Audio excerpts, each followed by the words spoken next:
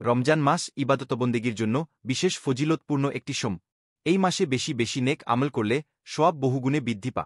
নিচে রমজানের কিছু গুরুত্বপূর্ণ আমল তুলে ধরা হল। ১. রোজা রাখা। রমজানের সবচেয়ে গুরুত্বপূর্ণ আমল হল রোজা রাখা। আল্লাহ তাআলা বলেছেন, হে ঈমানদারগ, তোমাদের ওপর রোজা ফরজ করা হয়েছে, যেমন ফরজ করা হয়েছিল তোমাদের পূর্ববর্তী লোকদের ওপর, যেন তোমরা তাকওয়া অর্জন করতে পারো। সূরা বাকারা ১৮৩। ২. ৫ ওয়াক্ত নামাজ ও নফল ইবাদত। সময় মতো ৫ ওয়াক্ত নামাজ আদায় করা। বেশি বেশি নফল নামাজ, তাহাজ্জুদ, ইশরাক, চাশত, আওয়াবিন পড়া, তারাবিহ নামাজ আদায় করা। ৩. কুরআন তিলাওয়াত করা। রমজান হল কুরআন নাজিলের মাস, তাই এই মাসে বেশি বেশি কুরআন তিলাওয়াত করা উচিত। ৪. দোয়া ও জিকির। প্রতিদিন দোয়া করা এবং ক্ষমা প্রার্থনা করা। নিয়মিত দরুদ শরীফ পড়া। বিভিন্ন জিকির সুবহানাল্লাহ, আলহামদুলিল্লাহ, আল্লাহু আকবার, লা ইলাহা ইল্লাল্লাহ করা। ৫. ইস্তিগফার ও তোবা করা।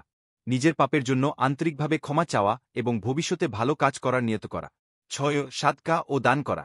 রমজানে দান সদকার সওয়াব ৭০ গুণ বৃদ্ধি পা, তাই গরিব দুঃখীদের সাহায্য করা, ইফতার করানো এবং জাকাত দেওয়া উচিত। ৭. লাইলাতুল কদরের সন্ধান করা। রমজানের শেষ ১০ রাতের মধ্যে বিশেষ বিজোড় রাতগুলোতে বেশি বেশি ইবাদত করা, কারণ এই রাতগুলোর একটিতে রয়েছে লাইলাতুল কদর, যা হাজার মাসের চেয়ে উত্তম। ৮. আত্মশুদ্ধি ও সংযম পালন করা।